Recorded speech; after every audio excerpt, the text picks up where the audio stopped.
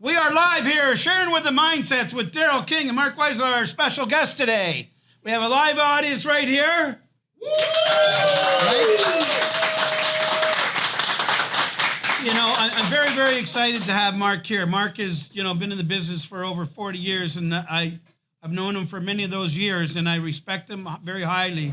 I'd consider him in the top lawyers that I would reach out to for a problem or an issue. So let's welcome Mark today as a highly regarded expert in the real estate industry, known for his insights and extensive knowledge. He's spoken at numerous real estate associations, boards, and brokerages across Canada. A regular guest on BNN, Global News, City TV. Mark is also a prolific columnist for the Toronto Star and Real Estate Magazine. An accomplished author, he has penned best-selling books for real estate agents, buyers, sellers, and landlords. So let's give a big hand for Mark today. Right? Thank you, everyone. You know, if only Joe Biden had your energy, Daryl, there wouldn't be a problem anymore. Listen, Joe is past his expiry date, and I truly hope his party says, no, Joe, you can't beat Trump like you are. Like, he showed up at that conference, he says, I had jet lag from 3 weeks ago. You're going to go into the biggest, highest talk. Like, come on, guys, get with the program. Either be prepared, or if you're not prepared, you're going to lose. And he got stomped, right? So I know my good buddy Mark here, that if I had to reach out and have him with clients or information, he's going to have that knowledge for me. He's going to have that energy, right? So be careful on who you listen to and who you take direction from, because things are changing rapidly. And real estate stayed pretty status quo for many, many years. But in this last year, there's a lot of changes, and there's still more changes. So we, even with the computers, now we're going to lose Stratus, and we're going on to, Realm. So, I've used Stratus for 25 years. So I've got to get up to speed and learn. Tracy, you got a seat up front there. So understanding real estate agreements, that's what Mark is going to be talking about today. So, Mark, I want to thank you for being here. I'll shake your hand. Pleasure, Daryl. It's a pleasure to be here. I think it's been a few years since the last time you were here, so long overdue. I was promised you I'm going to get you out here again. So let's get right into this. What is the most critical component of real estate agreement that buyers and sellers need to be aware of today? Well, the main thing to understand is that the real estate agreement that you take for granted and use every day has been developed over many years. And virtually every question that a buyer or seller has about a real estate deal, the answer is simple. It's in the agreement. And it's amazing how many people don't understand that. The number one complaint I still get, it's the day before closing. The buyer agent is on their final visit. Mark, the house is a mess. I know. The agreement says it's going to be left in a broom-swept condition. I know. But it's not. I know that. Hold back $500. Oh, where does it say in the agreement that I can hold back $500? But it says broom-swept condition. So, you're all at a listing tonight. An offer comes in with the following clause. The buyer and seller agree that $500 will be held back on closing until the buyer verifies that the house is in a broom-swept condition. If not, the money to clean the house will come from the holdback, and the rest will be given to the seller. Okay. How many of you think that that is a fair clause? Hands up. For all of you online, I've got about half the room. Okay, you're the listing agent. How many of you will let the seller sign that clause? No chance. Oh, the hands went down. You just said it was fair. Why? Because the seller will say, who's going to decide whether this house is clean. Just to decide will cost more than $500. I'll never see the money. No seller will ever agree to a holdback. This doesn't just apply to this. The busted oven 2 days before closing. Hold back. No.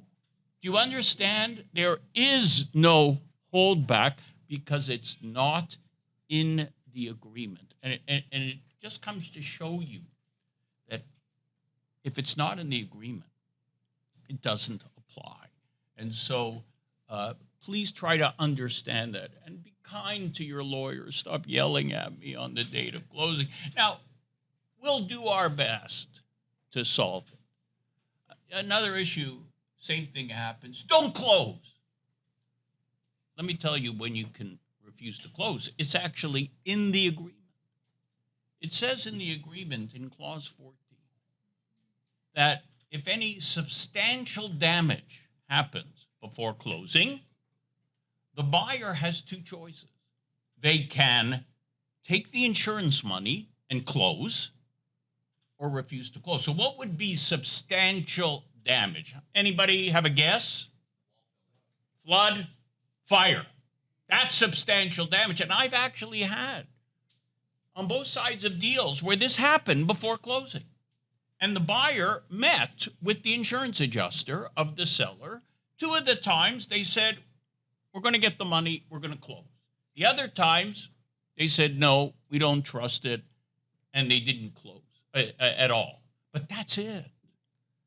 If a burner on an oven is broken, that is not substantial damage. I had buyers who called me crying the day before closing. The sellers had moved out. And on the day the sellers left, the neighbor said, you know, these evergreen trees on the property boundary line, we'd like to cut the branches on our side of the fence. And so the seller said, yeah, that's okay, because they're allowed to trim the other side. These neighbors cut every branch off the trees. So what was once complete privacy looked like 4 poles. And these buyers were hysterical, and they called me crying. But this was not still substantial damage. Now, they were entitled to something. So how do you figure it out? I don't do landscaping, but my wife is the expert. So I called her up and I said, I remember you put the cedar hedges up a few years ago on one side of our lawn, and there was complete privacy. How much did it cost for the hedge? So she said, it was $150 a hedge. And so I remember saying, is that what you paid or what you told me you paid? Because those are always 2 different numbers for my wife. P.S., I called up the seller lawyer and I said, look, give me 8 cedar hedges. It's $1,200. My people will have privacy. Let's close the deal. And they agreed. So we'll do our best to help close the deal, but you've got to help too. But you have to understand the principles, okay? They can't refuse to close for this. For any of this nonsense, they can't refuse to close. Don't think they can refuse to close, because they can't. And so that's just part of understanding the importance of the agreement of purchase and sale. So, guys, one of the most important things that I'm sure Mark hears it all the time, but you know, you have your listing and you say this, and this, but it doesn't matter what the listing says at this point in time, because, and then, oh yeah, can they have the window coverings? Oh yeah, they can have the window coverings. It's a verbal. It's not going to stand up in court. It won't stand up anywhere. Whatever you want, you have a contract. Make sure you put pen to paper and everybody signs off on it. It has to be clear, specific, legible, that they can read it and understand it. Then Mark can say yes, no, whatever. But you know, like when people say, "Oh yeah, there was something," like say, so the stove broke. Okay, now it says the stove has to be fixed because it's supposed to be in good working order on closing. So it's a responsibility for the owner to have someone come in and check it and get it fixed or buy a new one. We just did that with the dishwasher. You know, the thing wasn't old, it wasn't good, so my owner went and bought a new dishwasher. You know, we sold it for $4,075,000. We're not going to try and sell them a house with a broken dishwasher, then they're going to come complain about everything. So whenever you can rectify a problem, especially today, because I asked Mark outside, I said, what about closing? How are they going? Well, you know, lots of times people are waiting for interest rates to come down, and so they're trying to delay closing. So don't give them an opportunity as the listing broker. You want to protect your sellers. If you're the buyer broker, you want to protect your buyers. So whatever you want, be specific and put it in writing. Date it, have it put right in the contract at that given time. If it's not in there, it doesn't exist. Not clear. So there's a clause in the agreement. That's why I said the agreement's so important. And it seems like a strange clause. It seems like, oh, yeah, I knew that. And it just says, this is the entire agreement. That's what it says. And it goes on to say, nothing else matters. Wait, the listing said 2 fridges. I put 1 fridge. Tough. Doesn't matter. Doesn't exist. Because clause 26 says that whatever is in the agreement, that's it. And trust me, I don't want you to pay what I call shut up money to your buyer. You didn't include the 2nd fridge. Now I got to pay for it. So now you got to go and pay shut up money so that they don't complain to RICO and do all this crap, etc. I don't ever want you to pay shut up money. You should never have to, but that's why you have to be careful to include everything. They took the TV bracket. That's always a good one. Now, the TV, yeah, but not the bracket. Why could they take the bracket? Well, the fact is the bracket is part of the TV. It can be taken. And so... I have an argument on that. Is that not permanent? No, because it's part of the TV. The point is, if you want the bracket, what do you say? The bracket stays. But I have an answer to every buyer. Because many years ago, one of my partners bought a house, and they came in the day after closing, and they said they took, the switch plate off the wall. So I thought, that 50-cent plate that's on that little cheap thing over there. I said, yeah, everybody takes that garbage. No. They took the whole plate. There's wires coming out of the wall. So I was laughing. Electrical and he said, I'm not finished. They took the toilets. So I'm trying to think, like, is this a dinette set? Like, I just didn't understand this. It turned out they heard that he was going to knock down the house and build another. So they figured he's not going to need the toilets. They didn't understand that he was going to wait for a year before knocking down the house. But I said, oh, thank you so much. He said, why? Because the next time they call to complain about a TV bracket, I'm going to say, be happy you have your toilets. So the lesson is, it's never too small. Include everything. The window coverings, mirrors, whatever it is, include it. And, to Daryl's point, I don't understand, frankly, how when a dishwasher breaks down before closing, it's 15 years old. It costs more to buy a new one or to repair it than to buy a new one. That's the problem. So why not, with these old appliances, why not just say in the agreement, the buyer accepts the appliances as is without warranty on closing. That means we're doing our best. But if that dishwasher breaks down, we're sorry. We're not buying you a new one. But then at least what happens? Everybody understands that. I just listed a house went on the market on Thursday. Actually, the owner was here, but I guess she left. But you know, the house is, she's been there 30 years. The appliances have been there 30 years. So I'm putting in the appliances as is. The air conditioner doesn't work, so I'm not even including the air conditioning, because otherwise they're going to want that. It doesn't work now. I'm just saying it's going to be roughed in for air, but that's it, right? The air is there, but you know, you have to replace it. But you understand why that makes sense, you know, because it doesn't seem right. And I think most buyers and sellers, if you explain it that way, then they don't complain on the day of closing, and then you have to run around and negotiate credits as well. So now, not every house is the same. I get it. Not every appliance is the same, but sometimes you have to think about these things. Sometimes an added clause is good. Sometimes it's good. So let me ask you this question, because, you know, when you say all appliances in good working order on closing, or any furnace or air conditioning, so does one oversee the other one? Like, so you put in there, so appliances are as is. So you made that overseed.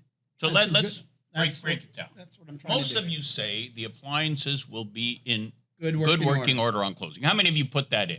Okay. Mostly everybody. So as Daryl said, it is the seller's responsibility to make sure they're working on closing. So let's go back to what I told you earlier. They do their final visit, and the stove or the dishwasher is not working. What do they say? Either fix it or give me what? Hold back. Oh, we're back to the hold back. The seller, yes, they have an obligation to give a working appliance. But if they say, no, I'm not, the buyer still has to close. They have to close. Now, can they sue the seller after closing for the cost to fix the stove? Yes. They would have to go to small claims court. And the good news about small claims court is things move pretty quick there. Usually get a hearing in a Zoom meeting within 3 to 6 months now by going to small claims court. That's pretty quick. but the problem is, if a buyer has to go to small claims court, you're not going to get a referral. That's why you have to be a pest and try to solve this before closing. But I, as a buyer lawyer, cannot refuse to close over this. I cannot demand a holdback over this. I will do my best, and most of the time, because lawyers, we know each other. You know, we deal on both sides of deals, but we have to take instructions from clients. But don't ever give your client that advice. Oh, they must fix it. They don't have to. They can be sued, yes. And sometimes you have to be a little bit creative. So there was a case once where a seller actually was caught switching the washer dryer before Happens closing. all the time. Switching. But there was video proof that they switched, and they took that seller to small claims court. And the cost of new appliances, washer dryer, was $2,000. But the buyer said the seller should pay more because they committed fraud. It's fraud. They replaced. And it's interesting. In small claims court, you can actually ask for something called punitive. What does it sound like, punitive? Punishment damages. You can ask for it.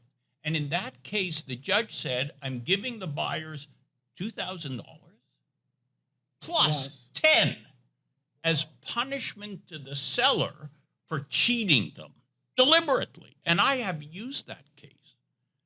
And I've said to seller lawyers, you want to do this? What your seller did is fraud.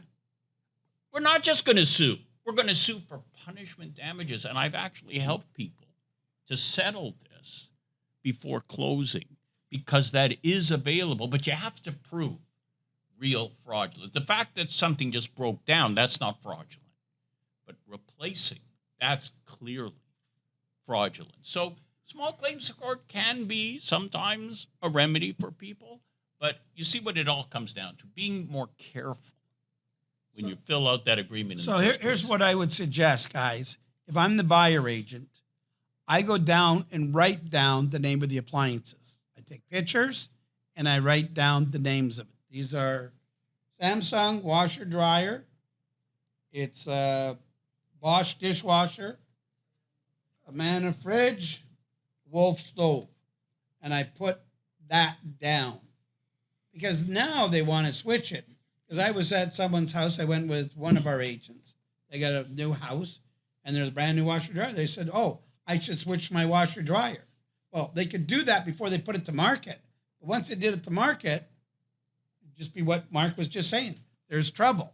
So whatever you're going to present in a house, like we just sold Callie the model home there for Fernbrook, and the buyer's asking for, first of all, the furniture there and all the mirrors. I said the furniture is the stagers. I said the mirror are not ours either. Like the permanent mirrors are yours, but any hanging mirrors are the stagers. So we had to clarify that clearly. Otherwise, he closed and he says, we want the mirrors, right? The mirrors are the hanging mirrors. They're not included. So we said any hanging mirrors are excluded. Any screwed in mirrors you can have, right? But we made it clear in the offer. But if we don't, that buyer is going to be bugging my builder, and then that builder is going to say, open up your commission, pay for this. He's not going to pay for it. It's my mistake, right? He hires me to cover him. So remember that. So if you mess up, it's your responsibility. That's why I was telling you guys earlier about hot water and taxes and stuff like that. It's so important. If the biggest things that you probably get are taxes, survey problems, and what's included in a condo thing, right? Whether water, maintenance, hydro. There's a lot of due diligence you have to do when you do a listing. But to me, what I'm noticing, unfortunately, recently is agents calling me from other brokerages saying, we're supposed to close in a few days. Yeah. The seller's lawyer is telling me to pay the entire deposit back to the seller lawyer. I said, there's not enough to pay the bank, right? And he said, yes. And so then he says, well, how am I going to get paid commission? I said, you're going to have to sue the seller for commission. A seller that didn't have enough money to pay his mortgage. Is that seller going to have money to pay commission? So there's an important lesson there.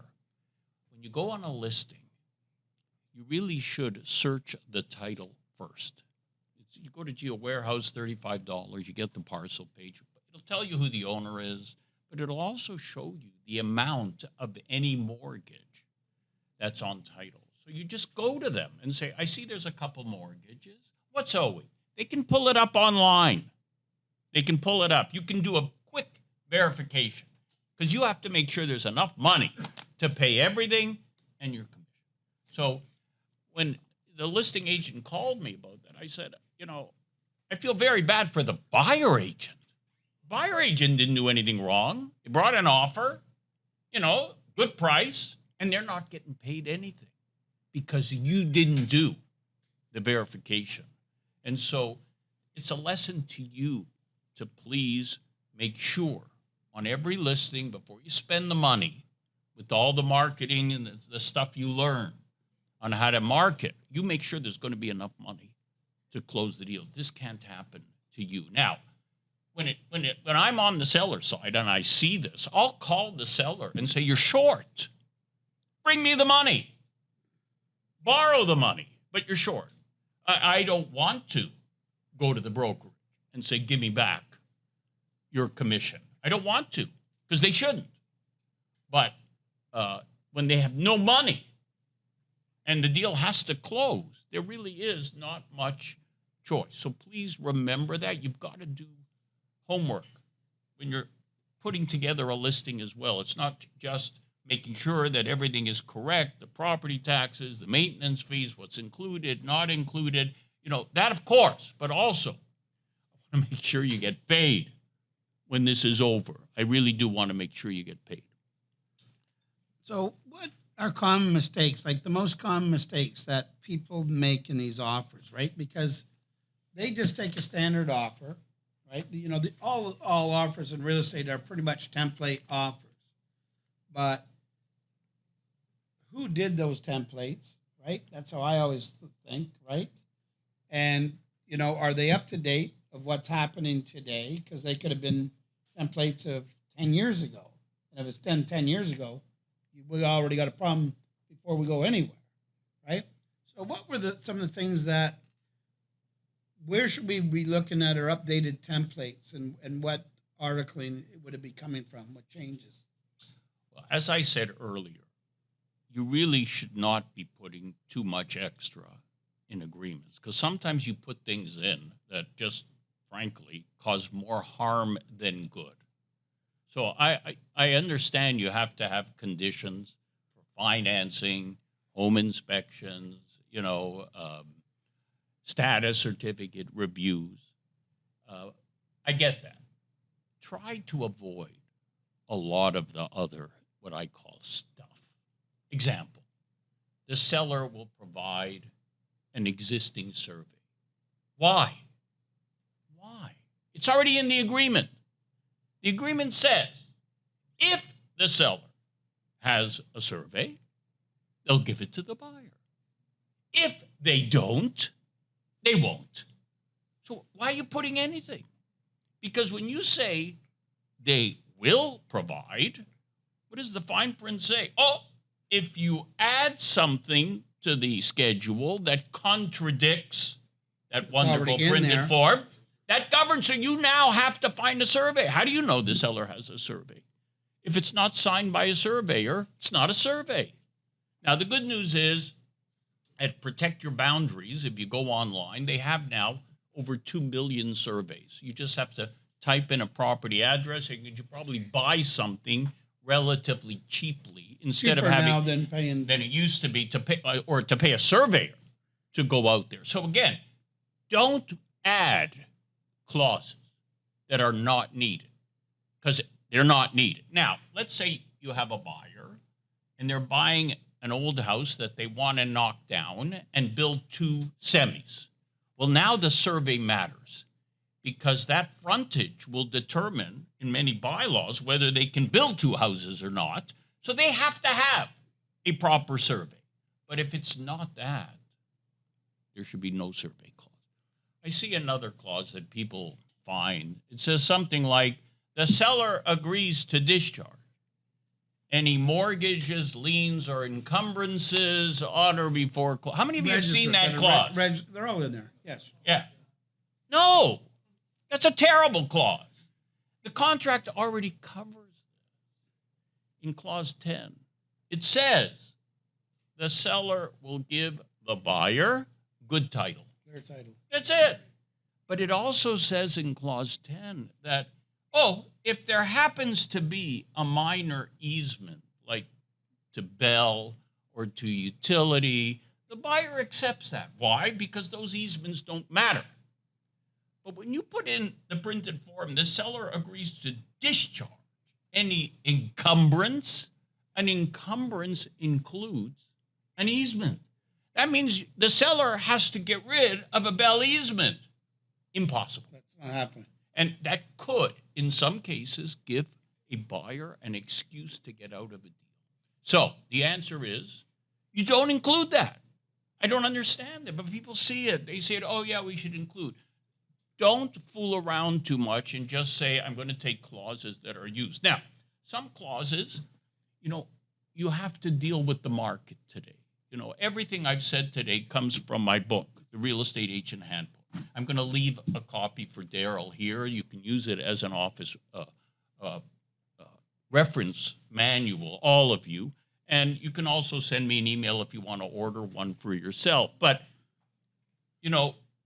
one problem that I notice is that, you make an offer with a relatively high deposit, and it's conditional on something. And then the buyer sends a mutual release.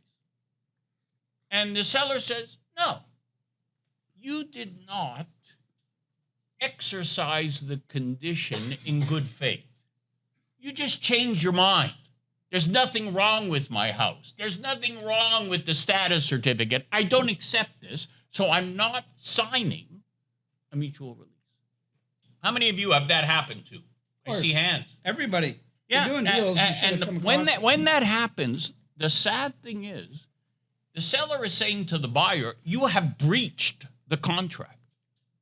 So the contract's over. I'm going to go sell the property to somebody else, but I'm not giving you back the deposit.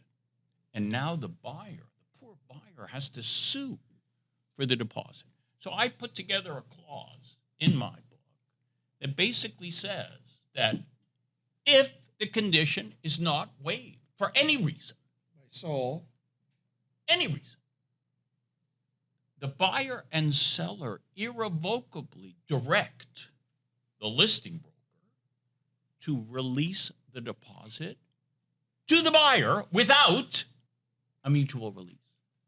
Now, that clause actually complies with RICO, but it would force the listing brokerage to pay the money to the buyer.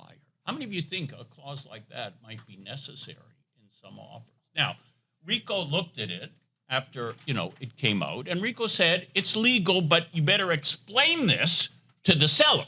Like, the seller has to understand this too, but, that's an important clause. Another important clause is, which is not dealt with, is what happens when buyers can't close. It's happening a lot. They don't have the money. Now, the money is sitting in the listing brokerage trust account. And people say, well, the deposit is sitting in the brokerage trust account. And the seller says, they didn't close, give me the money. Can Daryl give the money? No, they can't give the money to the seller. What does the seller have to do? They have to go sue the buyer, and who knows how many months or years it's going to take. So there is a clause that I've developed that's used now by a lot of agents that says, if the buyer can't close because they don't have the money, that's specific, the listing brokerage is directed by the buyer and seller to pay the money to the seller on the day of closing. It's right in the offer that they both signed. RICO again said it's legal because they're both saying to the brokerage, if we don't have enough money, pay the money to the seller. How many of you think a clause like that is necessary on some offers? If I'm a buyer agent, or actually as this listing agent, I should have that, right? Because the buying agent's not going to do that. But as a seller agent, we should do that. Now, here's the problem. Again, so Mark is saying put less in, but as you can see, he's saying put some more things in that has more punch for certain situations. Depending on who you're representing. I just want you to understand. There's two sides to this fence. It goes back That's what I want to know. Two sides of every fence. Yeah. Right? Yeah. So the other part is I want to go back was in the survey clause. So a lot of people say in the offer, a new up-to-date survey. What's a new up-to-date survey? A new up-to-date survey. When's a new up-to-date survey? This is 2 years old. Is that new up-to-date? Yeah. See, there's more confusion. You see, a survey could be 10 years old, but be completely up to date. Yeah. Why? Because it shows the current location of the house. Hasn't changed. And the boundary lines. That's current. But you could have a house, you could have a survey that was 2 years old, but they put an addition on last year. The survey's no good anymore because it's no longer up to date. So this is why, as Daryl just pointed, don't put in a survey clause. Whatever you have, just give to the buyer. Say, this is what I have. Leave me alone. And that's it. Okay? And understand as well, title insurance will cover most of these issues anyways with a survey. So that's the great saving grace. Title insurance does help to cover most of these problems that might be shown on a survey anyways. So stay away from survey clause. I think surveys are probably, taxes and surveys should be 1 and 2 to get you in the biggest lawsuits for agents, right? When you say taxes, what are you referring to? Well, because what happens, they don't do an up-to-date taxes. They look at, say, 2023 or 2022, and they put down the 2022 tax. Well, it's 2024. So that's not going to bite. right? And even if they put down 2023, now it's a new assessment because, the tax bracket goes in a 4-year bracket. So you're assessed, from, say, 19, so such and such 4 years later, your tax assessment's not changing. But in that 5th year, now they can have a whole new tax bracket. So the ones that I see that we can get in and cost us the most money are the taxes and the survey. So what I try and do myself personally is I try and attach the survey right with the offer and everybody initially. Existing survey, this is accepted by all parties. So when they ask for a new up-to-date, I always scratch it off and put existing survey in our possession, right? So guys, what he's saying about that survey clause, whether you'd be working for the buyer or you're working for the seller, is so imperative that you got that down pat, because you can't say up to date, new up to date. That's what a lot of them have. Well, my house is only 2 years old. How much newer you want than that? It's not new. I want a new one. So the new one is now, right? And they can ask for that. Can they not? If they're saying new, my car's 3 months old. That's new. But if it's older than that, it's not new.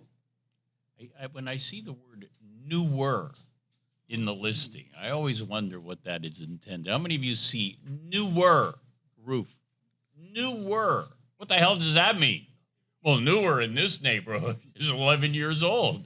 That's new. So I got a new roof. When you do it 15 years ago. Yeah. I've been here 30. Yeah. I hear that all the time. And with taxes, the mistake that really gets you in trouble is when you use the interim tax bill instead of the final tax bill. That is the big error that will lead to a RICO exactly complaint. What I'm talking about, right? That will lead to a RICO complaint. And RICO is becoming much tougher now with penalties. So you really don't want, besides the fact the buyer has a legitimate complaint, they thought the taxes were going to be much less, so they got a legitimate complaint, and you've got a RICO complaint because you didn't do the proper due diligence. So be very, that's one also to watch for very carefully. So say taxes, survey are the two main, they're the most expensive. They're going to cost you the most amount of money. You can buy an appliance, but you want to go buy a survey, it can be $10,000, $15,000 on a big property, right? So I also want you to think about what the small little line on the first page of the offer says: upon completion, vacant possession will be given on closing. Small few words. If you have a tenant that's there, run away from the listing. It will never get sold. Listen to what I'm saying. You see, the biggest problem we have now is it's too hard for people to find a place to live. So you have a tenant that's been in your place for 3 years, 4 years, 10 longer. years. They're on a monthly lease. So the law says, yes, if a buyer is moving in, you have to give them 60 days notice, 1 month rent, and the buyer can move in. Well, it can take over a year now to evict them. And tenants know this. And so minimum now, tenants are asking $50,000 to $100,000 to leave on time. That's what they're asking for, because they know they can just say, I'm not leaving, and it'll take you a year, and most buyers can't wait a year to close. Their financing is going to expire. Where they got to live. And you're not going to get paid if deals get extended. So the only way to do this is, frankly, make a deal with a tenant before you list. So what I suggest, and I write about this too, is you go to the tenant first and you say, the owner has to sell. And you've been an excellent tenant. We'd like to sell to you. And I have a mortgage broker that I can work with you. If you can in any way afford it, this is the price, and the seller's going to give you a bit of a discount because it's you. Now, 95 times out of 100, the person can't afford it. I get it. But what does it demonstrate? Respect. At the same time, you expect that answer. Oh, I can't afford it. Well, I have 3 or 4 properties that I've got available now that I want to show you to help you, because the landlord would like you to find a new place before they sell. So now the person will look and they'll say, yeah, but this is $300 a month more than I'm paying. Well, I thought you might say that. The landlord is willing to give you 2 years difference in rent, $7,000 if you'll just go, so it's easy for you for the next 2 years. Now, you may come back and say, no, I want 10. Okay, let's make the deal and move them out. Now they're out. You can sell the house in 1 or 2 months and you're done and you get paid. Otherwise, I always hear the same thing. Oh, yeah, the tenant's cooperating. It's good. It's good. They're going to leave. No, it's not good. Because as soon as they see what they have to pay elsewhere, I'm really sorry, but I changed my mind. And you're never going to get paid. So remember that. You have to give vacant possession. That means the tenant has to be out and they're not going. Don't take a listing without a deal being made in advance. That's one of the best things I can tell you today. Guys, to protect your deals. I couldn't back that up more. I mean, I see out there, like, you see the rents, what they are today. So if a tenant's been in there for 3 or 4 years, and if they're longer than that, they're never going to want to leave. Like, even the people that are renting my condo, I don't even want to do a contract with it anymore. I said, well, stay there as long as you want. Just keep paying me rent. When you want to move, let me know. Because now it's not so easy for me to get them out. I'm not moving in. So I'll just let them stay there. I don't even have a contract. Remember, I used to write a new contract. Now I'm not even doing a new contract. It's not even worth it anymore. It's not worth the paper it's written on. So the tenants, and now there's a new thing coming out. It's even going to be tougher for the landlords to get the tenants out. Like, so the investors are going to like start thinking like, what that? I mean, the government is really messed up. There's 2 sides to the fence. I never want to see someone just improperly evicted. The same purpose is I don't want to see an investor put all their hard-earned money in, and now they can't get their house back, their ransom for their house. So you really have to size up every situation. And like Mark said, I always go talk to the tenant because I want to know what your intentions. If they're looking to find another place, I'm going to try and give them to you guys to help them go find another place. Because otherwise, look at rents, how much they've gone up in the last 3 years. Enormous, like 30%. So I'm paying $2,000. Now, for that same $2,000, I'm going to go pay $3,000. I'm not moving.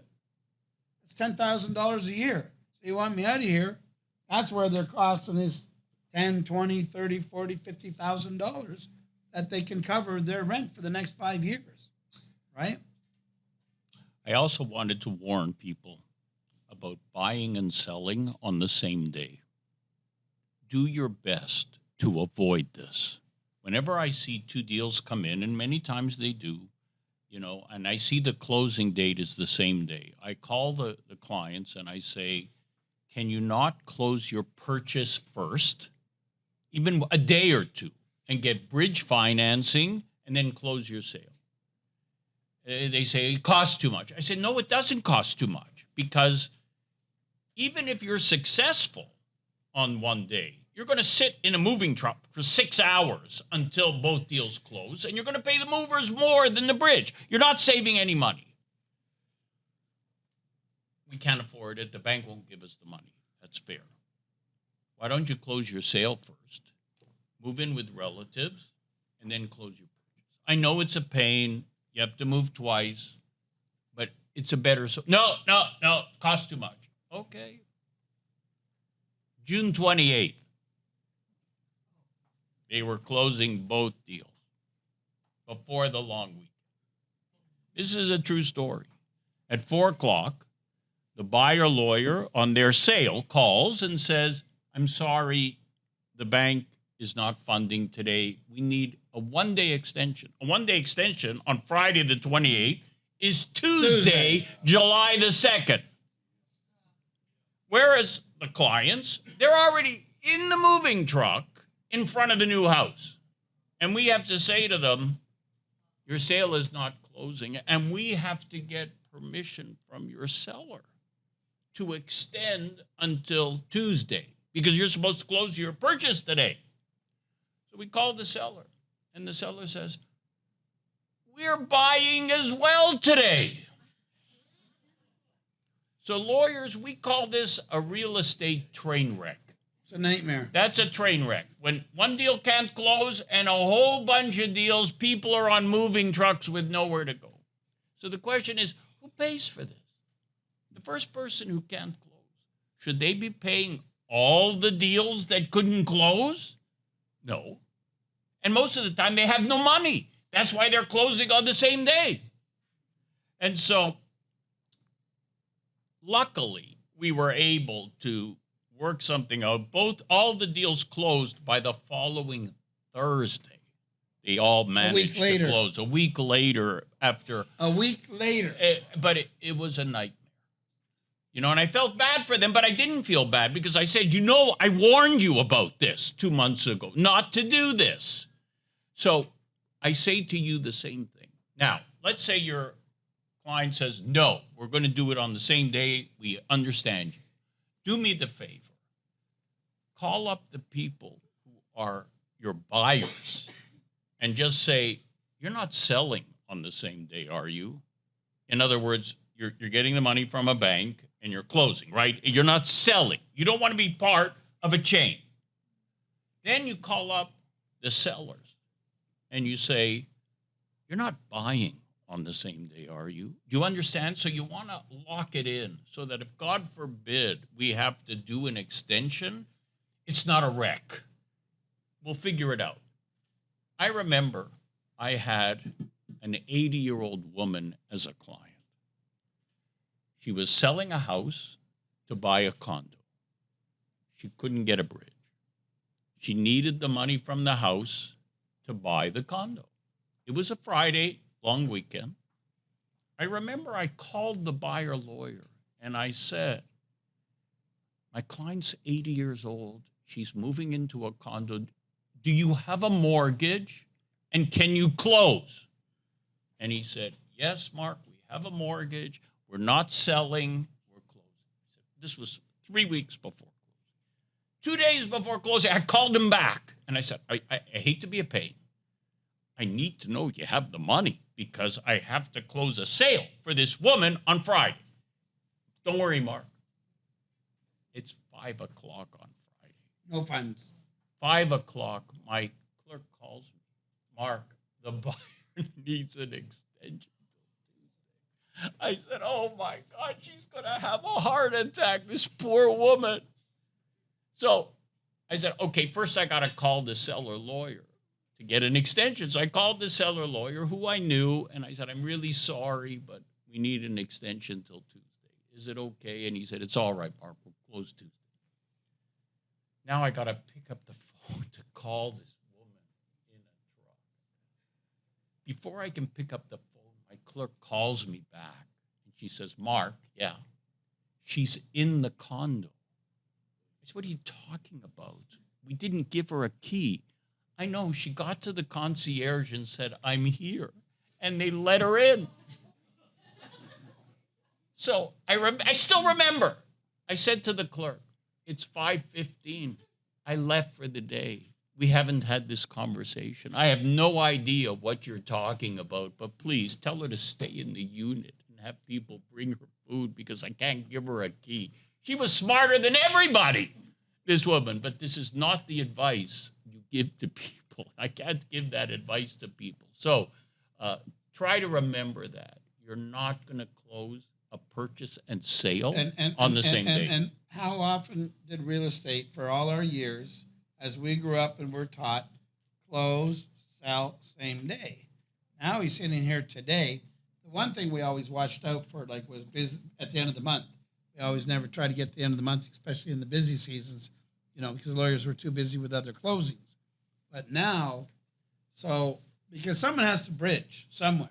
Like, not most people have, they can sell and buy for 2 houses. So bridging is a lot cheaper. It's the way, right? But you see, you know yourself from experience, when people are moving from one house to another on the same day, they're in a rush. Things are going to get damaged, and it's The moving truck broke down. It's horrible. I mean, it could be anything. Even if you close 2 days early, then they can clean up the house, they can move in slowly, nothing gets broken, and then they close their sale. And if the buyer comes back and says they need an extension, they pay all the bridge costs. So that's the term of the extension. You pay all the bridge costs. So, for so many reasons, find an alternative to this. Remember the story I just told you. This happens. I know lawyers will not even accept the deals when they see they're both closing on the same day. They won't accept them because you have to understand, like we're set up a little bit uniquely. Like we have a trust account at every bank. Many lawyers just have one trust account. We have a trust account at every bank. Why is that? Well, we do it, frankly, so it's easy for buyers to transfer the closing money to us. So we're the only law firm in the country that's actually a bill payment. We're a bill payment. So the same way you pay a hydro bill, a buyer can pay me the money. So we set it up that way to make it easy. So you can either go to your branch, put the money in my trust account, or wire it or send it from your computer as a bill payment. So, but it also allows me, so let's say, when the contract says you have until 6 o'clock to close, that means something. You see, the registry office closes at 5 o'clock. I cannot register anything after 5, but we have until 6 to close. So sometimes it happens when I'm closing 2 deals that the buyer lawyer will wire me the money at 5:45. Really? And I've got to turn around and wire it to the seller lawyer before 6, but we already have the wires already set. Even if it's a different bank, we have the money already moved around so that we can close both deals literally within 2 minutes. Some firms. Told you he was a smart guy. No, but again, I didn't set that up, but it really helps. But there are some firms that really, they don't want to be around at 6 o'clock on a Friday. And so they don't want to deal with it. And they know already it's going to be aggravation. So they don't even accept the deals. I know some people that won't because they're going to be blamed and they don't want the pressure on the clerks and everyone else. So, but I don't like it even for myself. Even though we're set up, I still prefer if we can do it the other way. So if you look, when are most close happening? End of the month. Almost, I would say 80% of the deals are end of the month. So think about it. So 28 days, they're quiet. 28 days, the mover's quiet. 28 days, the bank is quiet.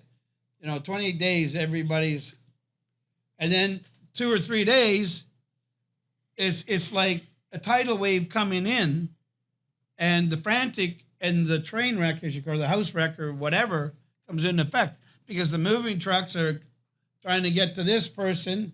How long do you think it takes to move a 4,000 square foot house? They got to move unpack that house, pack it in the trucks, drive to the destination, and then unpack it. That's pretty much a whole day situation.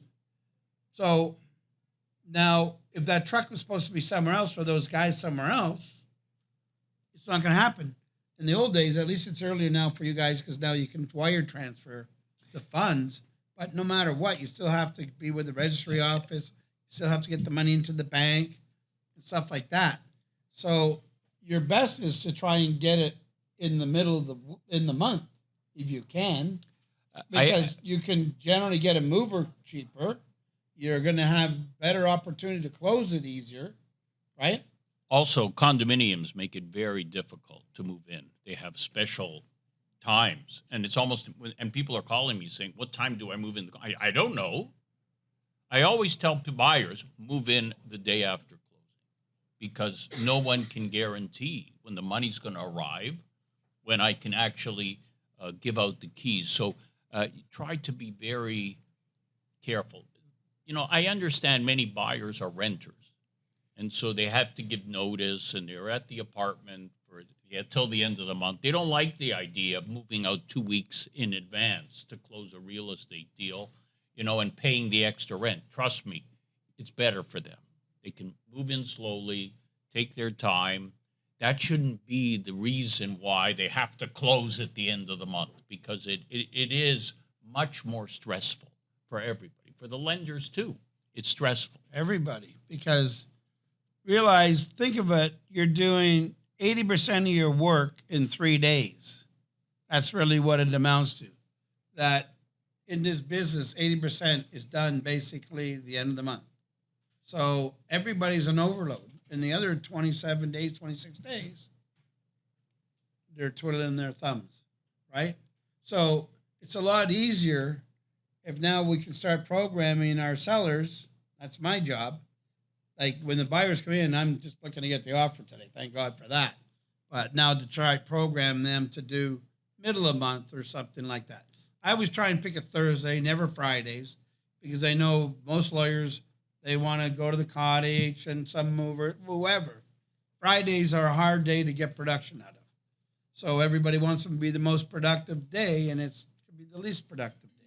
So I always try and make it a Wednesday or Thursday. And if you got a complication, you can carry it the day over, and you can still get moved in by the weekend.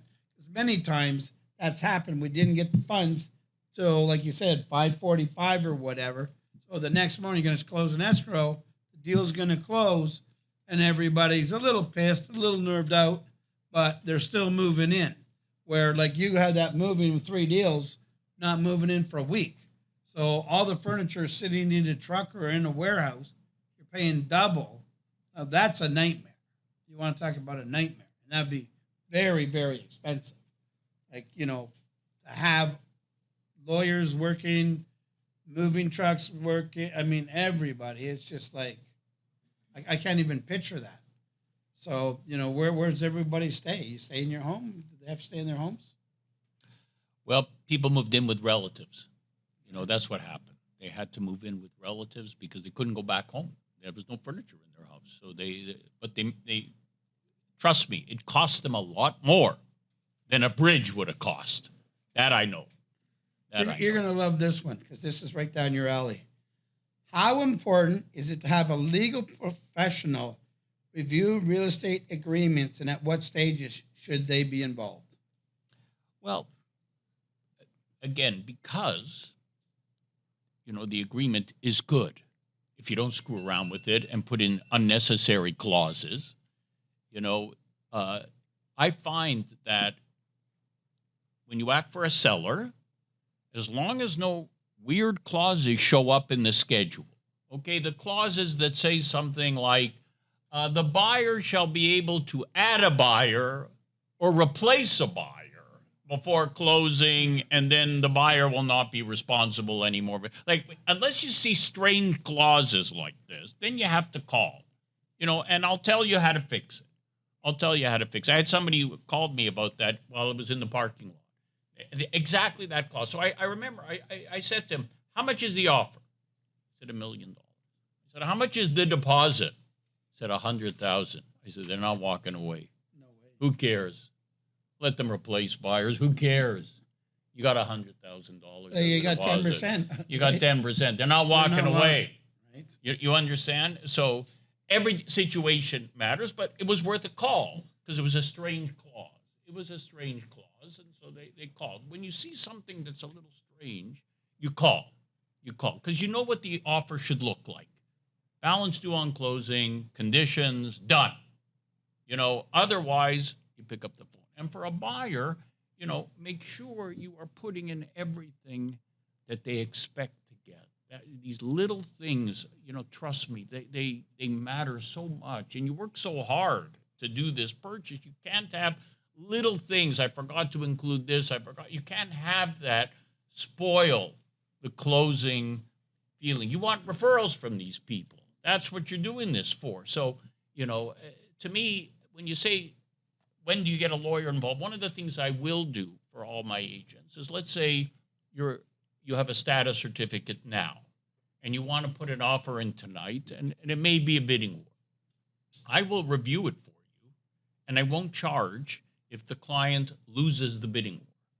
As long as the client says, I'll use you, Mark, whenever I'm successful, The next time. I says, fine, because I'm not doing the favor, by the way, for the client. I'm doing it for you. For the agent. Because the agents are the one who send me clients. So you need that help, then just send me the status certificate. I've done so many buildings. I'm familiar with many of them already. But one of the things I'll tell you straight out, if you're in a rush, I'll say, how many units in the building have closed in the last 3 months? Somebody says 6. No problem. And I can say already 90% this is going to be fine. Why? Because 6 other lawyers have reviewed status certificates. I'll still review it, of course. But certain things you have to, do some homework yourself. And same as like a new building, a new condo, right? Guys, how many closed, right? They're still waiting. You got to watch for that. So the key is that you just really need to look at not when you put it in a contract, guys, once you put pen to paper, that's a contract. And it's your responsibility. It's not anybody else's. It's your sole responsibility to make sure what is in here is not going to get you in trouble. Secondly, you need to be protecting your client. So number one, protect yourself. If you protect yourself, make sure you're protecting the client, because that's who we serve, is our clients. So we have to make sure if I don't feel right about something, I always second guess it with my managers on things, and certain things I'm not, and if we're not sure, I'm going to look for another source, right? On top of that.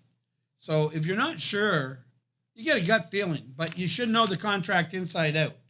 So newer agents, you guys need to know what is in that contract, because they said everybody puts in the additional survey clause, but it's all what clause number is that in the offer? I know you know it. 12. 12. So in clause number 12 in your agreement of purchase sale, it'll talk about your survey, right? Now, if I'm the buyer, I want to get the best possible survey I can get. As the selling agent, I want to make sure they can get a survey, an existing one, not a new one. We're not getting an up-to-date one. We're not going to, they change one. What we have in our possession, we're happy to give you. But myself, I always get the surveys. I attach it with the offers, have everybody sign off, and then I don't have issues. So especially you get ones where they're older houses and they're looking to tear down, make 2 lots, or they want to build a new custom house. So you say it's 50 feet. Meanwhile, it's 48 feet. They have to have a 50-foot lot to build this house here. So now you're going to get sued for 2 feet. 2 feet could cost you $40,000, right? So you need to be careful. Certain mistakes are high expensive mistakes.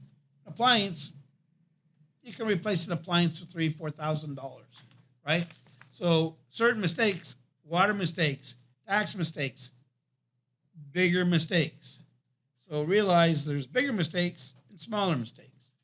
Errors and omissions will cover something, but if you do something like switching appliances, man, and you know about it, you say, oh yeah, you can switch them out, no problem.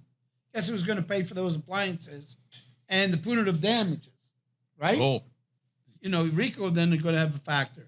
So don't ever say your clients, oh yeah, you can switch out, no worries. You bought a new house from, they got brand new appliances. They got 15-year-old appliances there. So yeah, when we move into the new house, we'll take those appliances out and take them to the other one.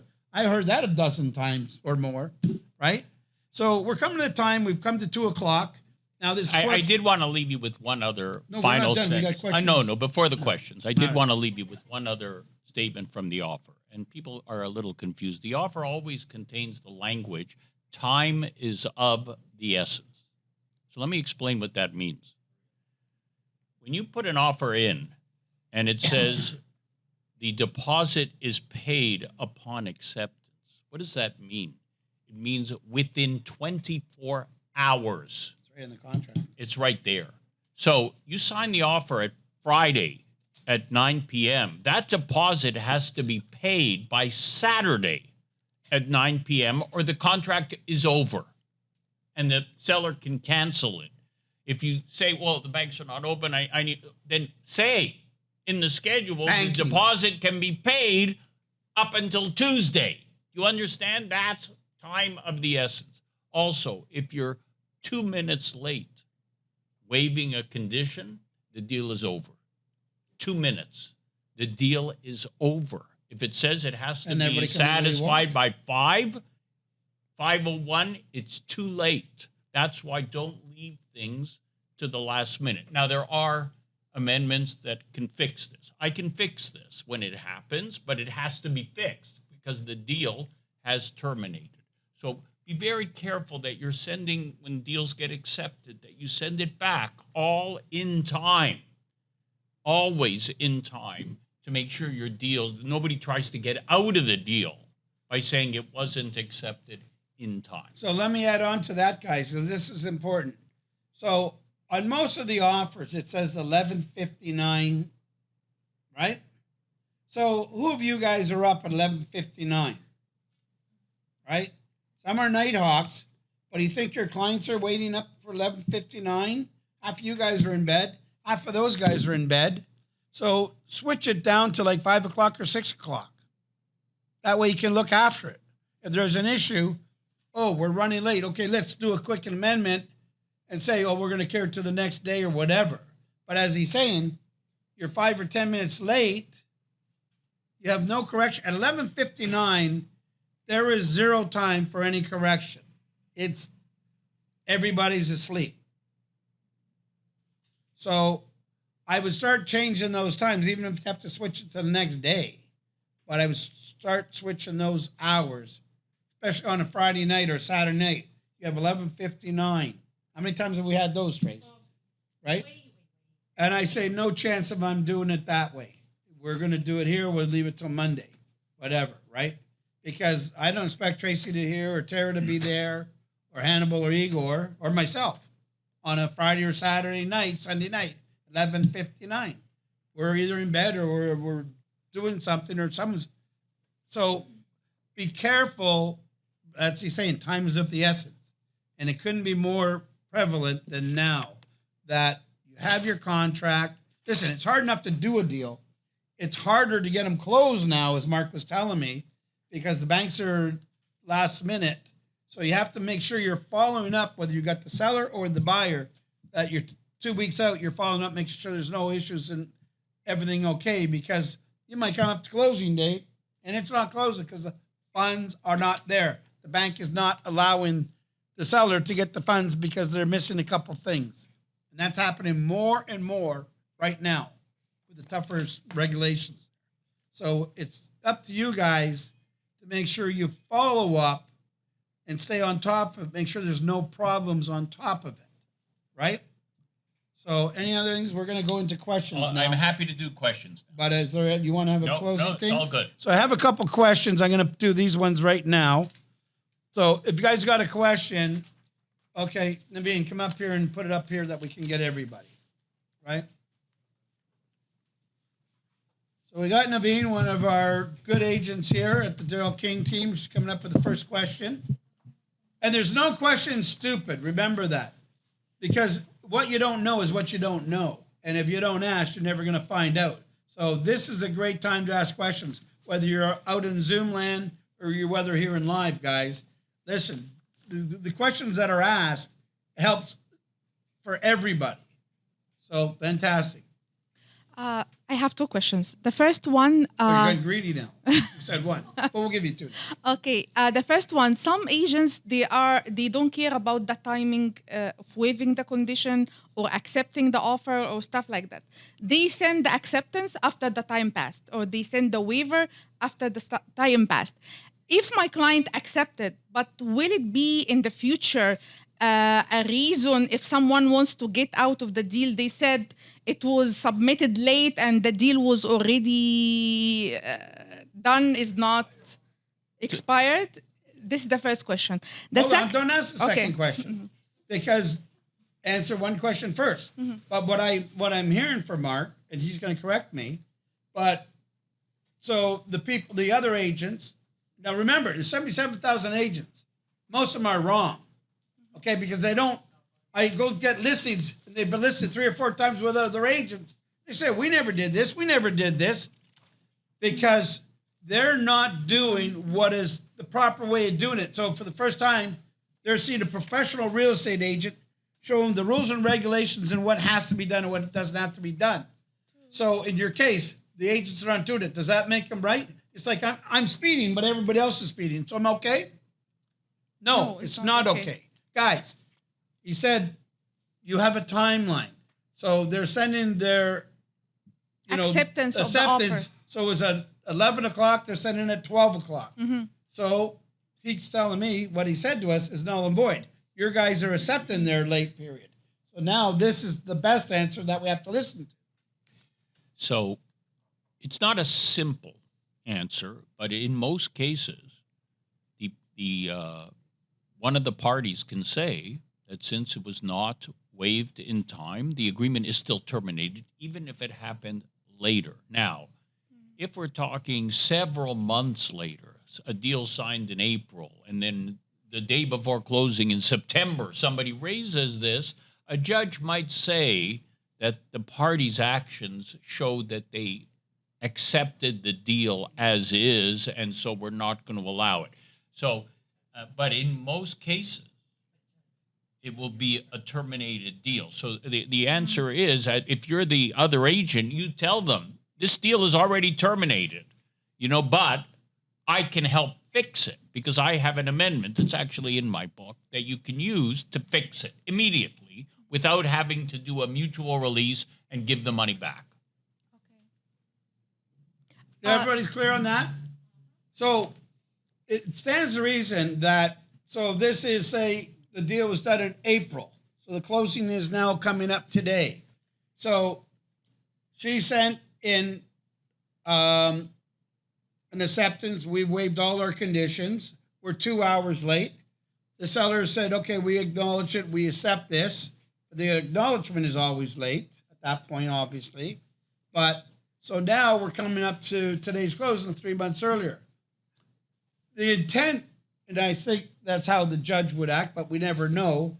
But the intent by all parties were to continue this. But let's do now a switching case. I got a hot property I just brought to market. I'm the listing broker. You're the buyer agent. Now the condition was you were supposed to have me my release at 5 o'clock. Now at 7 o'clock, you send me over the mutual and we're accepting it. But now it's 5 o'clock. I got 3 other agents lined up with multiple offers. My clients now can go work with those other offers. Or I can be a nice person and say, you know what? Let's make an amendment. Let's have everybody sign. The proper way would have everybody sign off. Or I can be a dirty son of a bitch and say, yeah, we're going to go work with these other offers and see if we can get a better offer. So, guys, it's very prudent that you make sure that either whether you're working for the seller or the buyer, that you're doing it in a timely fashion, that you don't have situations. Because I can tell you what, if there's any RICO cases that are going to come up, it's going to that's going to be on the frying pan, not the buyer and not the seller. True? Yeah, you tell that agent who sends you the waiver late, my lawyer already said the deal's terminated. We got to fix this. You go speak to your client's lawyer now because I want to fix it today. That's your answer because you don't want to get in. You want this deal to close. You want to get paid. That's how you answer that. But more importantly, getting you paid, you want to make sure your client is protected. Guys, your paycheck, I want you to understand this very clearly, is secondary. Your first thing is to protect your client and then to protect yourself. But if you don't do either, you'll get nothing, right? You won't get a paycheck. But, what reason we have a good reputation, we win all these awards because we go over and beyond to make sure things are done properly. Those other agents are in and they're out of the business. We're here for life, okay? So act like a professional and not like an amateur. Everybody understand that? That's why we have Mark here. And you're full of energy. I love it, right? So you have a second question. The second question you covered it, but I want to make it clear. We put in the offer that all the fixtures and shuttles will be in working order, In whatever. good working order. In Yes, good that's working exactly order. how it says. On closing. Yeah. But most of the time we get a call from the buyer that this doesn't work, this doesn't work, this doesn't work. And I am, as an agent, I have no authority to talk because they ask me to call the listing agent. So what should I advise them when I get this call? Well, a lot depends. You're representing the buyer, right? I'm representing the buyer. Yes. Yeah. Okay. When there are bad appliances, it's always better if you try to work it out directly with the listing agent. Just call them up and say, we found this, because the listing agent has a relationship with the sellers. And most of the time, if it's early enough, you and the listing agent can figure it out. And then, either the sellers fix it or they say, we'll give you a few $100s on closing. But the minute you call me, and then I have to send a letter to the seller lawyer, now lawyers are involved. And it's not going to get solved. It's better, frankly, for you to call the listing agent and say, look, we have a problem. I want to work it out. We both want this deal to close and have happy clients. It's closed. So they're It's talking closed about already. closing. It's after She closed the closing. closing After yesterday. closing. Okay. She's had the closing yesterday, Okay. and now she's her Yeah. agents, her buyers are calling her So, and saying, all right, the I fridge is broken. apologize. The So fridge if is it's broken. after closing, yes, The seller's got to be true. Yeah, the seller has to know about it. It's still worth you making a call to the listing And try agent and get it rectified. because all I can do is tell the seller lawyer, and the seller lawyer likely will write back. My client says it hasn't changed since the buyer saw it in the first place. They're not fixing anything.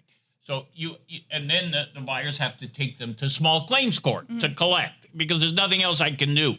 So you do have maybe a little bit better opportunity to solve this with the listing agent. Thank you. Welcome. Nick, come up here. Guys that ask questions, I'll get to them in 2 seconds because we're just here. So while Nick's coming up, I'm going to ask this one from Riza. So this is the second question, but let's go to their first question. If Schedule A prepared by a buyer agent says appliances good working order, but Schedule B prepared by seller says is as is, which one supplies? Well, you can't have both, right? So that's an oxymoron, Reza, that if the buyer agent puts something in, then it's up to the listing broker and the person to check. We're saying as is or good working order. You can't have both. Like they could have both. So maybe they could have both because in the original thing in 12 or whatever clause it is there. So now the buyer agent had appliances good working order, right? So, I mean, you can see both of them are in schedules. So they're not in the printed form. One schedule says it'll be in good working order. The second one says as is. Well, depending on how the as is clause was worded, I would have argued that, yeah, as is when we signed the offer. It was working. Tough. Like, that's not a good way to write an as is clause. But you see, how many of you think that both agents are, made mistakes on this, that there should not be an offer that contradicts each other in the schedule? So both agents made this error, and they'll be looking to the agents to correct it. So the answer is don't let this happen. Read everything before people sign it. Good question. So we got one for Nikki. Window covering blinds, excluding the drapery, is clear, meaning that the curtains will be taken with the seller, but blinds will stay. Is this clear enough wording? So I guess they put in the clause, what I'm getting here, window covering blinds. And then they put it excluding the drapery. Is that a clear meaning that the curtains will be taken with the seller, but the blinds will stay? Well, because so I can see what they did. So many times that in the older houses, not so much the newer houses, but the older ones, they would have some blinds and then they would have some heavy drapery, like, right? So I always say to my clients, you want your drapery taken because most buyers don't want your drapery because it just blocks the light and just they're old, right? So in this case, that they're saying they want all the window coverings, but they want to make sure excluding the drapery. So they'll keep, the people will take the drapery and the blinds will stay. Is that clear? How would they word it? Why not take the drapes out before you list? And then you're just selling the blinds. You know, I really, sometimes I wonder, I get a sense that what they're saying makes sense. Like, people will just read English. Does it make sense in English? It seems to make sense, but part of me is like, just take them out, you know, so there's not an aggravation. Rods are a later. permanent fixture, are they not? Great. See, this is, again, I would say if they're screwed in, because the rods are like the brackets are screwed in, the rods go through the thing. So what I would say, if I'm the buyer agent, I would put in all window coverings and existing rods with it myself. If I'm the buyer agent, that's how I used to do it. Because the seller, the listing agent, it's the buyers, what they need to be cleared what they're asking. I'm not going to tell them what they'll ask, right? So again, two different shoes. We all work together, but we still represent two different parties in most cases. So depends what hat you're wearing. Are you working the seller hat or the buyer hat? Myself, I work for the sellers. Lots of you guys work for the buyers. So, you know, I'm going to make sure that my buyers are my sellers are going to be protected. There's the ones that hired me, and that's who that I have to make sure that it's my responsibility. What is put in that offer is what they're willing to accept. And if they're not, then the issue is going to fall back onto my shoes. So I have to take responsibility. Even though we get them to sign off, because I get them to sign off whether they got rentals or they own something, it will still fall onto my shoes.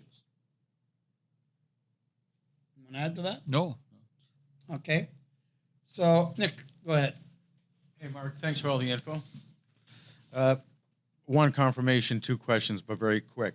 One is you mentioned about the mutual release. If the buyer cannot close based on the fact that there's no funds. So you can include the clause, and I'm familiar with, well, not your clause in particular, that the buyer directs the brokerage to release the funds to the seller on closing. Does it also direct them to, allow them to proceed without a mutual release to sell the property? Yes, okay. That was the confirmation, thank you. You hear that, So guys? it does supersede what Rico says, because that's where the contradiction was, right? It's not a contradiction, because RICO says that a listing brokerage has to hold a deposit That's right. unless a few things happen. One, the deal closes. Yep. Court order. Right. Mutual And the release. third one is Mutual. mutual release or mutual direction. Which is this? This is a mutual direction. Okay, clear. Secondly, you already mentioned vacant possession. So, in all fairness, yes, the ultimate scenario would be that you get the tenant moving on and you get a vacant. In the event that that can happen, so you're promising vacant possession. You also realize that the buyer's going to use it for their own purpose, so they can serve, or the seller can serve the end form for the tenant to vacate.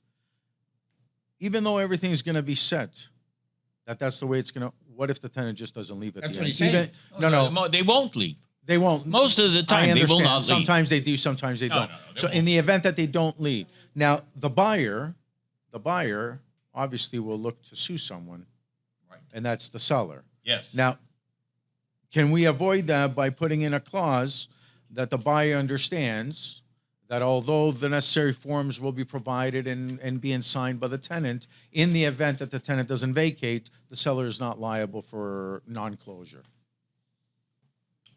So you're asking me like a good question, which is, should we put something in the contract Correct. that deals with the tenant not leaving? Correct. Okay.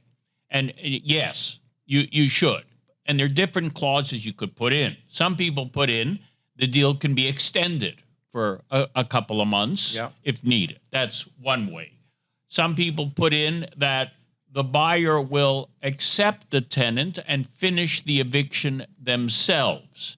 The problem with that is most lenders will not advance the money when the buyer is not moving in. But that is a possibility. Or you could just say that the deal will end and the buyer will be given back their money, so that way they know. But you see how terrible that is for a buyer. Absolutely. They've given notice. They have no sold place their to go, and now they can't. So It this actually is happened why, to a colleague. to avoid this, Yeah.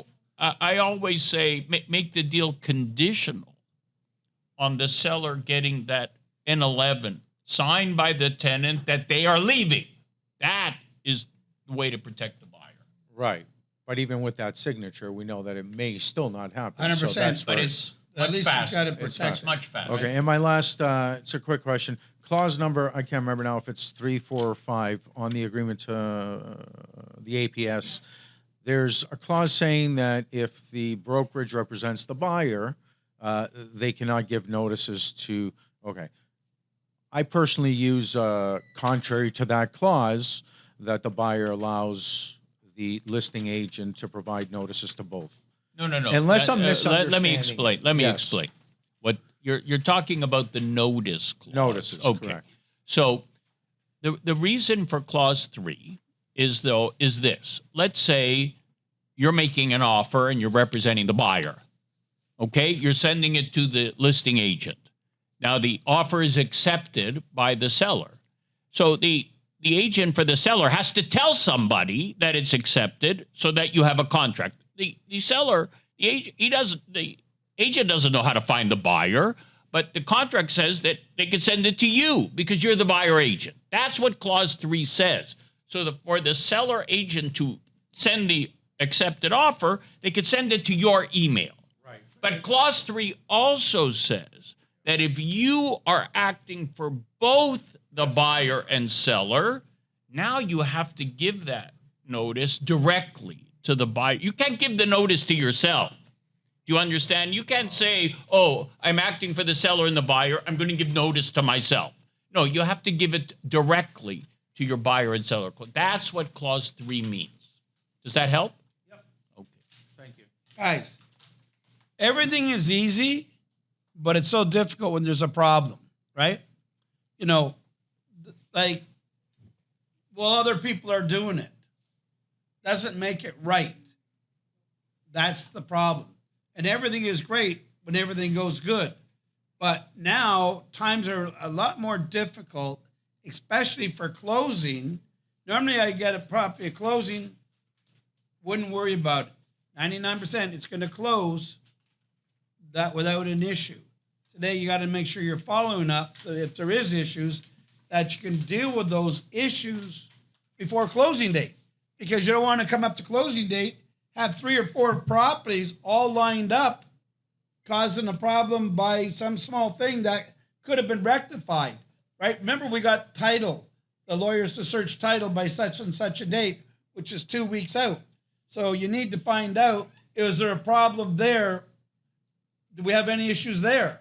If we're the listing agent, we need to see if something's changed in the house, maybe, like I found out off my seller, the dishwasher conked out. Let's buy him a new one. We sold him for $4,075,000, right? I don't want to have them causing her grief that we're not going to, we're going to hold this back or that back. She wants to move on, go into her new place. That's it, right? So there's a lot of time you guys got to take action on your actions because that's who they're hiring. They're paying you a lot of money to look after them. So as a professional, you need to keep up to date with what RICO. Well, we got Tressa now, right? We didn't have Tressa before. We have other things that we didn't have before. We need to stay up to date. That's why I get mad at anybody that doesn't come to training because how can we teach you if you don't show up, right? Listen, we got Mark to come in. I'll tell you what, this has been exhilarating for me as for anybody because I always love to take two sides, look at things differently. So by listening to Mark, that's why I'll throw out a question. I'll say, here's how I see it. How do you see it? Right? Because, and even as a lawyer, he'll tell you that that's why you have lawyers, because they're going to be two sides. That's why they get paid. But you get to know all the lawyers, and you learn how to work around things and to try and make things a little smoother, because it can get pretty fierce out there. And the last thing we want is two lawyers going like this, being like billy goats fighting. If it gets to the lawyers, having two lawyers, there's a major problem. So our job is, before it gets to two lawyers, to diffuse the problem and do whatever we can and solve the problem, right? We could be the problem. We may not be the problem, but it's being calm, looking at it, and coming with answers, right? If I'm not sure, I go to Tracy's like an encyclopedia to me, right? And if I'm not sure with that even, I'll go elsewhere. I'll call some of my lawyer buddies or whatever. But I don't just take it at that. If I'm not sure, find out. So if you think something might not be right, ask Igor. Let's find out, right? You want a question, or you just wave your hand, or you want to be a bully? Okay, I'm going to just say when Oasis want one. And I'm not sure what this means. Can you put a mandatory mediation clause in a case of dispute? So the question was, can you Guys, here, listen here. Can you put questions. Can you put into your agreement a clause that says that if there's a dispute, the parties will do mediation? What does that mean? What does that mean? It's like a divorce. Yeah, We're going to mediation. Well, I agree to disagree. Yeah, and that's it. Not going to happen. No, it will not solve anything. Like setting up a mediation is a mediation. So that's not an answer. The answer is solve the problem. Solve the problem. Right?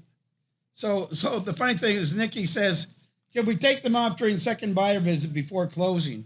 Well, first of all, what I would say, Nikki, is if they're not clearly out of the, and then you want to take it out now, you need to have that discussion, because otherwise you're going to have a problem. That's what I would say. Taking what off? The drapes. Oh, back to the drapes, right? Because they already sold it. It cost $50. They said they're not including the drapes. They're going to take the drapes. Here's what I'm going to tell you. And I had a great drape story, okay? So I sold one of my best friends' parents' house. And I've known these guys forever. And I love them. So, you know, we grew up in wartime bungalows. So she had some drapes hanging there. And they said all window coverings. She says, not my drapes, not my drapes. So I said, okay, excluding drapes in living room. So I put it in there clearly. So we got to take it out. So, but what happened is they paid $750 difference. So they put the cost of the drapes at $750. Seller agreed to that. Buyer agrees to that. So it's not a problem. But here's what the seller did, who's my client, put them in a box, going to put them up at the cottage. Well, they sat there for a couple of years, then the moss got to them. So cost her $750 for nothing, right? Old drapes and window coverings and that, guys, I'm going to tell you what. When people bought houses, they have owned them for 20 and 30 years, they pay $300,000 or $400,000. Now they're getting $2 billion. They're fighting for $30 million for a $2 million house for drapes that have no value whatsoever. Guys, you need to talk some common sense to these people. Seriously.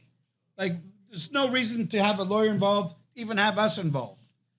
Like you said, you want to take the drapes? Take them out. They'll look better. My client said they just sold. They were on the market 197 days. They had all the window coverings out because they were getting clean. I sold the house without them. So I said, good. You don't have to include them now. Take them wherever you want to go, because I don't want to add them or I don't want to subtract them. So that's it. So people, when they see something as a buyer, they want it and they're going to ask for it. If they don't ask for it, then they don't want it. But be specific, be clear, that all parties understand it. And that's why they're signing, we're signing, and that's it. Don't have them come back, well, you said and I said. It's going nowhere. It doesn't exist. So remember that. So I want to thank Mark, because this was a very exciting sharing of the mindset. Right? Let's stand up and give him applause. Come on. Woo! Right? I'll tell you what. That was one of the best sharing of the mindsets that I've ever had. And no disrespect to any of my other speakers, because they're all exceptional. But this topic is such a hot topic. And there's this side, there's that side, there's this side, and there's that side. There's so many ways that things can be manipulated or turned. But in our profession, we have to be professionals, be very specific and very clear of what we put in or take out of a contract. And if we don't know, look for an expert advice. Right? Any parting words? No, I want to thank everybody. It was a pleasure. Thank you for listening, everybody here and online. Thank you. If you have any questions or even need a quote, it's just Mark, M-A-R-K, @realestatelawyers.ca, and I'll be happy to help you and your clients. So thank you very much, everybody. Thank you. So here, sit down for a sec. We're still on air. So I just want to wrap this up. It's Daryl King sharing of the mindsets. And I'll tell you, this was, guys, did you enjoy that? Yeah. All right. I hope the guys online that you enjoyed it. We had lots of questions. And I can tell you what, I truly, truly love the session, because right now, more than ever, we needed something like this, because there's so much uncertainty out there. And I always believe in, let's be certain. Let's know the direction we got to take. Let's make sure we're doing the best thing for our clients, because that's the vocal point of our business. Being professionals, and as the lawyer, you know, whoever your client is, you're going to do the best you possibly can for them each and every time. So he's given me this real estate agent handbook. So it will be in the office. So if we have questions or concerns, it'll be there that all of us can dig out this information. I will probably go over it with my leadership team. We'll look at our contract, and we're going to look to see if we need to make any changes after this episode today. So again, Mark, from the bottom of my heart and from my knowledge, I've learned something today. Yes. Thank you. Everybody, God bless. Be safe. Take care. Bye-bye. Thank you.